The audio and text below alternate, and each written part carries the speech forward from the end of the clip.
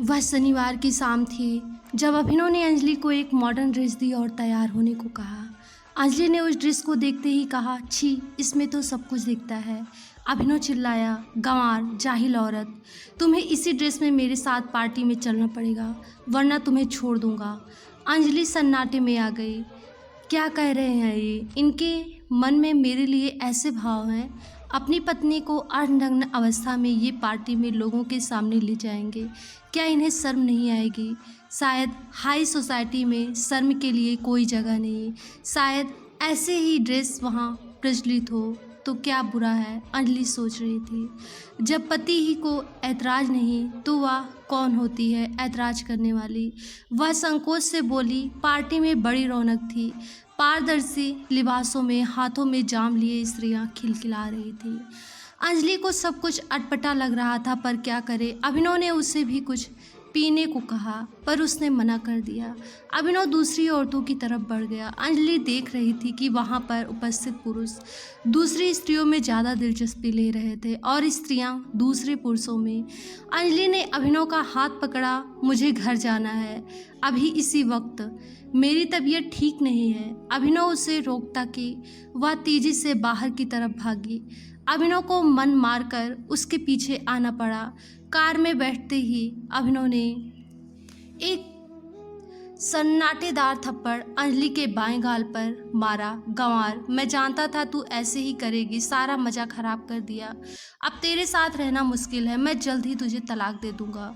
घर लौटकर अकेले कमरे में अंजलि फूट फूट कर रोती रही कि क्या हम पशु हो गए हैं, जहाँ स्त्री बस मादा, पुरुष सिर्फ नर।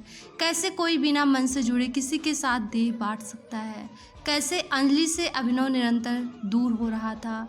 अब वह उसके बेडरूम में भी नहीं सोता था। शराब तो खैर वह रोज ही पीता था, पर इधर वह अक्सर रात को भी बाहर रहने लगा था। अंजलि चिंतित थी, क्या करे, कैसे अपने विवाह को बचाए। अंजलि अपने मन ही मन सोच रही थी कि अंजलि ने उसके सामने आखिर हथियार डाल ही दिया। स्त्री पुरुष के खिलाफ कहाँ जा सकती है। वह अपनी जीत पर मुस्कुराया। फिर वही और वैसी ही पार्टी पर अंजलि अब पहले सी न थी। वह बेतहासा मुस्कुरा रही थी, बतिया रही थी, पर जो ही उस रात्रि का पार्टनर सामने आया वह घबरा गई। उसने अभिनव की ओर देखा, पर वह अपनी पार्टनर के कमर में हाथ डाले अपने कमरे में जा चुका था। अंजलि को भी अपने पार्टनर के साथ जाना पड़ा। अंजलि का दिमाग शून्य था। उसकी आंखें जैसे कुछ नहीं देख रही थी। ऐसा लग रहा था वह सपना देख रही हो या फिर नींद में चल रही हो। पहली बार शराब की हल्की चुस्की ली थी जिसका नशा चढ़ रहा था। क्या हो रहा है? कमरे में नाम मात्र की रोशनी थी। पूरा वातावरण नशीला था। अंजलि ने महसूस किया कोई उसे प्यार से छू रहा है, पर यह क्या, यह छुअन तो उसकी आत्मा को छू रही है। कोई उसे प्यार कर रहा है। या कैसा प्यार है जो उसके रोम रोम को जगा रहा है। एक अलौकिक सुख। कौन है यह शख्स? वह आंखें खोलकर उसका चेहरा देखना चाहती है, पर कुछ नहीं मिला, सिर्फ रात भर का साथी। कल सुबह के साथ इस सुख का साथ भी टूट जाएगा। काश इस रात की सुबह नहीं होती। काश यह साथी उसकी हर रात का साथी होता। काश काश। अंजलि के भीतर की स्त्री जाने कब की सोई स्त्री, अनजान स्त्री कामिनी रमणी प्रार्थना करती रही, पर सुबह हो गई। उद्घोषणा होते ही सभी जोड़े हाल में एकत्रित हो गए अपने अपने जीवन साथी के साथ। रात के साथी को मानो ना पहचानते हुए सब खुश थे, संतुष्ट थे। अचानक किसी ने अंजलि का हाथ थामा और उसे चूमते हुए कहा, थैंक यू। इस रात को मैं ज़िंदगी भर नहीं भूल पाऊंगा, ना उस उष्मा, उस सुख को जो आपसे पहली बार मिला।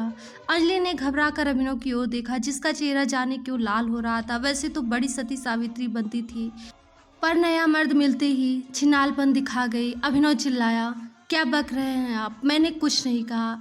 आपने जो चाहा बस हुआ। अंजलि ने भी नाराज़गी जताई। अभिनव ने फिर थप्पड़ चलाया ही था कि अंजलि ने उसका हाथ पकड़ लिया और चिल्ला कर बोली, खबरदार मिस्टर अभिनव, अब मेरे पास कोई दूसरा गाल नहीं है। मैं आपका घर छोड़ने को तैयार हूँ, पर जाने से पहले मैं कुछ सच आपको बता देना चाहती हूँ। मैंने उस पराये पुरुष को सुख दिया हो या ना दिया हो, पर उसने मुझे बहुत सुख दिया जो आप कभी नहीं दे पाए।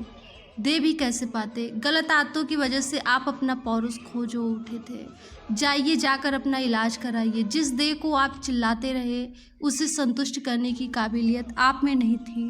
वह तो मेरे संस्कार थे कि आपकी कमज़ोरी को सहलाती रही, कि आपका अहम आहत न हो। अभिनव ने अपनी गलती का प्रायश्चित किया, लेकिन अंजलि ने उसे माफ़ नहीं किया।